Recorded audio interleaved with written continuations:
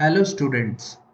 आप सबका स्वागत है आपके अपने यूट्यूब चैनल फॉरेंसिक फ्यूशन में। मैं हूं Devjeet, volunteer at forensic fusion और क्राइम ट्रैक सीरीज़ के एक और इंटरेस्टिंग लेक्चर में आपका स्वागत करता हूं।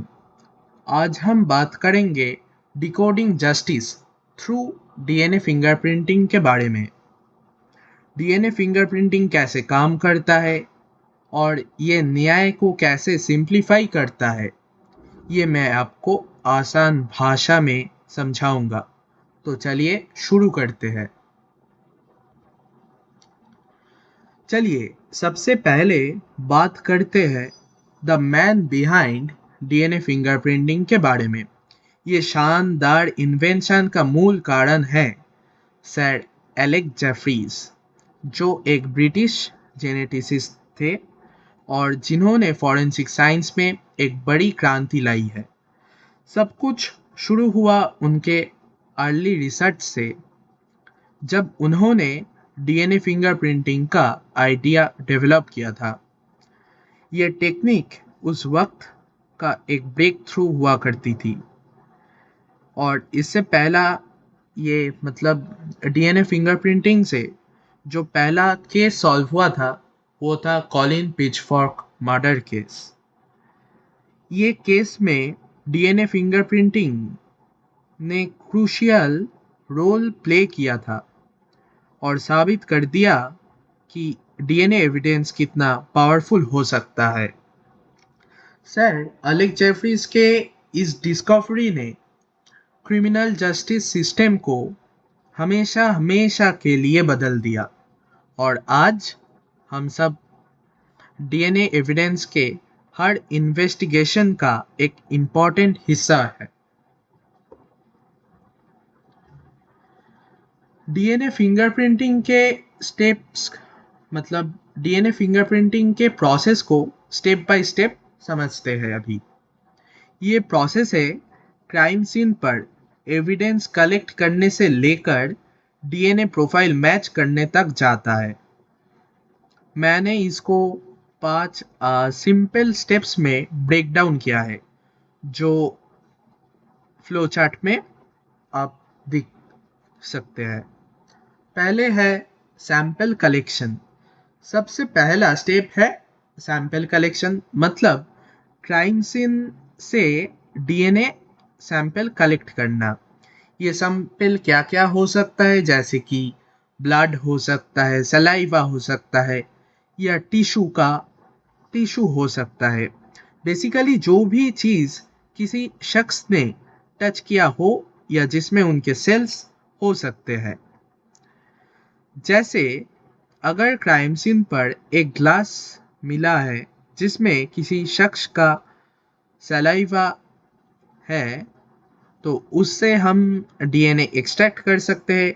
और शायद मान लीजिए इधर कोई क्राइम सीन है जिधर एक मर्डर हुआ है, उधर विक्टिम के पास में खून मिला है या हेयर फॉलिकल्स बाल मिले हैं, उधर से हम डीएनए, वो होता है असली डीएनए सैंपल जो हम कलेक्ट करते हैं। नेक्स्ट स्टेप है डीएनए एक्सट्रैक्शन। ये थोड़ा टेक्निकल प्रोसेस हो गया, लेकिन सिंपल भाषा में कहूँ तो सैंपल से डीएनए को अलग किया जाता है। स्पेशलाइज्ड टेक्निक्स यूज होती है ताकि हमें सिर्फ डीएनए मिले, बिना किसी और चीज़ का इंटरफेरेंस का। थर्ड स्टेप है पीसीआर एम्प्लीफिकेशन। अब समझिए सैंपल से जो डीएनए मिली है, सैंपल से जो डीएनए मिला है वो काफ़ी कम होता है। जैसे कि आप पकड़ लीजिए कि एक क्राइम सीन है जिधर से 0.5 ml ब्लड मिला है, ठीक है। तो हिसाब से तो वो बहुत ही कम होता है और उसको डायरेक्टली स्टडी करना भी बहुत मुश्किल हो जाता है। इसलिए एक टेक्निक यूज़ करते हैं हम लोग, या जिसे पीसीआर यानी पॉलीमरेज चेन रिएक्शन कहते हैं या पीसीआर कहते हैं। पीसीआर डीएनए को मल्टीपल कॉपीज, मतलब डीएनए को आप जेरोक्स मशीन में डाल दिया तो अगर किसी आप कोई फोटो को जेरोक्स करते हैं तो बहुत कॉपीज में होता है, ठीक वैसे ही पीसीआर डीएनए को मल्टीपल कॉपीज में एम्पलीफाई यानी बड़ा बनाता है ताकि हम उससे क्लियरली एनालाइज कर सकते हैं। अब जो डीएनए का काम करने लायक है उसका अगला स्टेप है इलेक्ट्रोफोरेसिस। यह एम्पलीफाइड डीएनए फ्रैगमेंट्स मतलब धाप, यह एम्पलीफाइड डीएनए फ्रैगमेंट्स को उनके साइज के बेसिस पर सेपरेट किया जाता है। ये बिल्कुल वैसे है जैसे हम किसी शेल्फ में अलग अलग साइज के बुक्स को अरेंज करते हैं। इस प्रोसेस में हमें अलग अलग डीएनए बैंड, जो आपको दिखाऊंगा बाद में डीएनए बैंड्स कैसा होता है, तो इस प्रोसेस में हमें अलग अलग डीएनए बैंड्स दिखते हैं जो डीएनए का यूनिक पैटर्न बनाता है। और finally fifth process is analysis and comparison.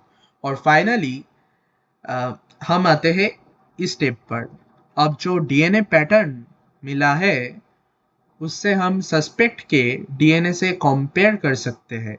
जैसे अगर क्राइम सीन का डीएनए पैटर्न और सस्पेक्ट का डीएनए पैटर्न मैच हो जाता है तो चांसेस बढ़ जाता है कि वो शख्स क्राइम सीन पर था।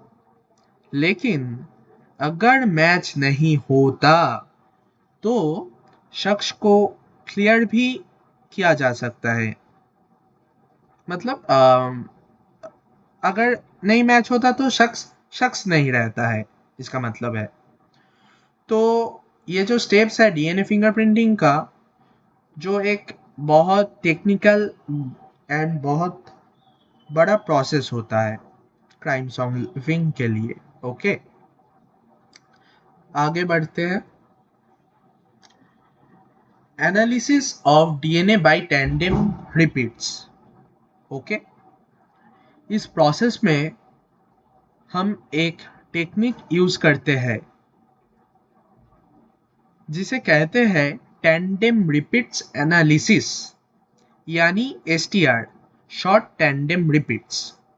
सबसे पहले समझते हैं कि टैंडेम रिपीट्स तो बोल रहे हैं, तो भाई ये टैंडेम रिपीट्स होता क्या है।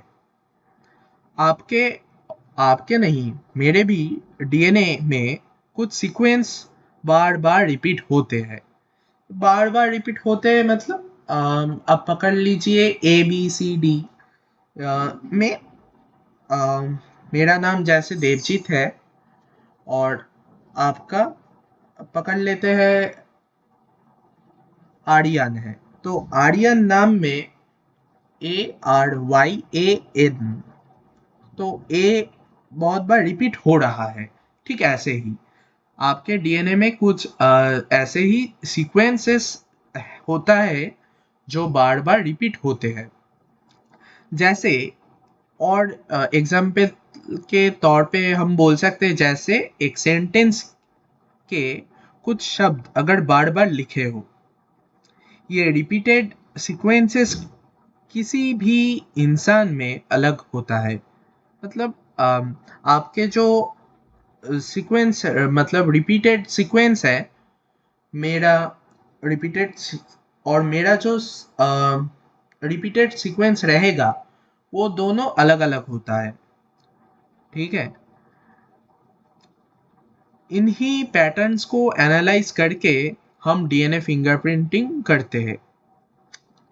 चलिए, इधर लेफ्ट साइड में हम एक पिक्चर देख रहे हैं जिधर क्राइम सीन कह के सस्पेक्ट 1, सस्पेक्ट 2 एंड सस्पेक्ट 3 कह के कुछ लिखा हुआ है। तो ये क्या है, इसको समझने के पहले हमको समझना होगा कि अब सोचिए हमारे पास एक क्राइम सीन का सैंपल है, मतलब पकड़ लीजिए ना एक होमिसाइड या सुइसाइडल केस है, तो उधर से जो क्राइम सीन का जो सैंपल्स मिला है और हमें उस डीएनए सैंपल को कंपेयर करना है 3 सस्पेक्ट्स के डीएनए से। अब पकड़ लीजिए कि राम का मर्डर हुआ है। राम का मर्डर के लिए 3 सस्पेक्ट्स है, जैसे कि सस्पेक्ट 1, सस्पेक्ट 2 एंड सस्पेक्ट 3, जो हो सकता है कि उनके 3 दोस्त हो या कोई फैमिली मेंबर्स हो। तो उनसे हम कैसे ये सस्पेक्ट को कैसे इन 3 सस्पेक्ट से कैसे हम पकड़ सकते हैं कि कौन उस क्राइम में शामिल था। ठीक है, चलिए एक एक करके चेक करते हैं अभी। और एक चीज, ये जो काला काला लेफ्ट साइड में दिख रहा है, ये होता है डीएनए बैंड स्पेसिफिकली। ओके, तो एकदम लेफ्ट में क्राइम सीन का जो सैंपल है, सबसे पहले हमारे पास क्राइम सीन का जो डीएनए है, ठीक है, जो लेफ्ट में है, ये हमारे बेस डीएनए प्रोफाइल है जिससे हम कंपेयर करेंगे। और राइट में सस्पेक्ट 1, सस्पेक्ट 2 एंड सस्पेक्ट 3 जो है, इस तीनों से हम मतलब चेक करेंगे। सॉरी, सस्पेक्ट 1, अब पहला सस्पेक्ट, इसका डीएनए पैटर्न क्राइम सीन से अलग है। मतलब अब देख सकते हैं कि क्राइम सीन में जो ऊपर में है, मतलब जो फर्स्ट वाला मतलब जो ये वाला है, वो इधर मिसिंग है, तो ये नहीं हो सकता है। फिर देख सकते हैं कि सस्पेक्ट 3 में भी नीचे वाला है, ऊपर वाला नहीं है, तो ये भी नहीं हो सकता। और सस्पेक्ट 2 में क्या देख सकते हैं, अब दूसरा सस्पेक्ट का डीएनए पैटर्न बिल्कुल क्राइम सीन के डीएनए पैटर्न से मैच करता है। वन सेकेंड, अब देखिए क्राइम सीन का डीएनए पैटर्न और सेकेंड सस्पेक्ट का डीएनए पैटर्न देखिए।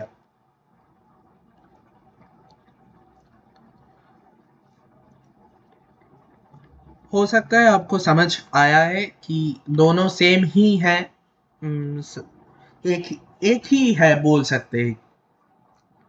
तो ये मैचिंग इंडिकेट करता है कि सस्पेक्ट 2 का डीएनए वही है जो क्राइम सीन पर मिला था। मतलब ये सस्पेक्ट डायरेक्टली क्राइम सीन से लिंक्ड हो सकता है।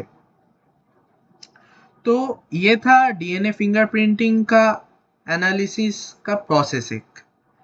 इससे हम कंक्लूड कर सकते हैं कि अगर किसी सस्पेक्ट का डीएनए पैटर्न क्राइम सीन के डीएनए पैटर्न से मैच करता है, तो उसके क्राइम में इन्वॉल्व होने का पॉसिबिलिटी हाई है।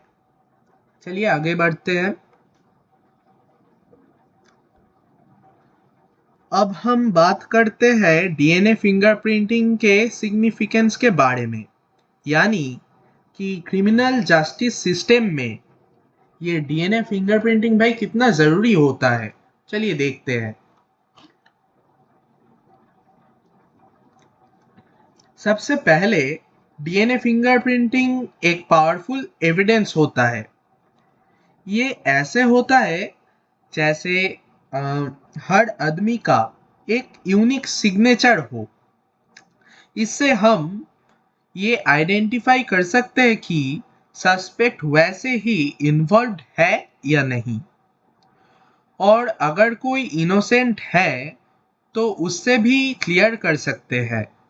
जैसे अगर किसी क्राइम सीन पे कोई भी बायोलॉजिकल बेसिकली बायोलॉजिकल और कोई भी एविडेंस मिलता है, तो डीएनए को मैच करके हम कंफर्म कर सकते। जैसे एक पुलिस केस में इनोसेंट कोई एक नाम पकड़ लीजिए, जैसे कि आर्यन, ठीक है। एक पुलिस केस में एक लड़का है जिसका नाम है आर्यन, जिसको जो इनोसेंट है, और उसको तो हम विदाउट साइंटिफिक एविडेंस और विदाउट एनी साइंटिफिक प्रूफ हम तो नहीं बोल सकते कि ये इनोसेंट है। तो ये इनोसेंट आर्यन का नाम सबके सामने आता है जब मतलब डीएनए सैंपल अगर आर्यन का मैच हो गया, अगर ये आर्यन का डीएनए सैंपल मैच हो गया तो ये इनोसेंट नहीं है। अगर आर्यन का डीएनए सैंपल नहीं मैच हुआ क्राइम सीन के डीएनए से, तब ये तो लड़का भाई इनोसेंट है। दूसरा पॉइंट है इंक्रीज्ड एक्यूरेसी। हमारे पास जो सर्कमस्टेंशियल एविडेंस होता है, सर्कमस्टेंशियल एविडेंस ओके, जो होता है जैसे कि विटनेस स्टेटमेंट्स सॉरी, हमारे पास जो सर्कमस्टेंशियल एविडेंस होता है जैसे कि विटनेस स्टेटमेंट या किसी की एलिबाई, वो कभी कभी कंफ्यूज कर सकते हैं। लेकिन डीएनए फिंगरप्रिंटिंग जो एक अनोखी साइंटिफिक प्रोसेस है, उससे हम गलत डिसीशंस को भी अवॉइड कर सकते हैं। जैसे अगर किसी केस में एक डीएनए सैंपल सस्पेक्ट के अगेंस्ट मैच हो जाता है, तो ये सब प्रूफ करने में मदद करता है। और सबसे आखिर में साइंटिफिक वैलिडिटी। डीएनए फिंगरप्रिंटिंग एक साइंटिफिक टूल है जो फॉरेंसिक इन्वेस्टिगेशन को बहुत स्ट्रॉन्ग बनाता है।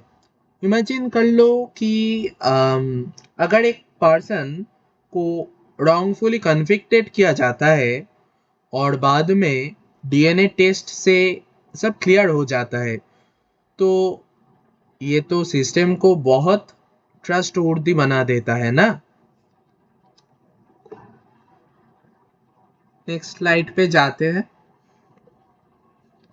हाँ, father of Indian DNA fingerprinting okay.